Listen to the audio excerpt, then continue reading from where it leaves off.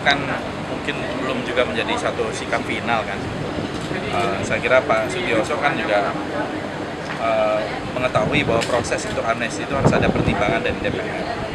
Dan kita juga akan menyampaikan kepada beliau beberapa masukan, ya, termasuk kira-kira supaya tidak menjadi satu presiden yang berulang nantinya.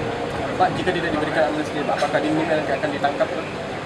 Ya kita mengikuti prosedur hukum aja, kan hukum harus ditegakkan. Kita ini mempunyai hak dan kewajiban yang sama di mata hukum. Gitu.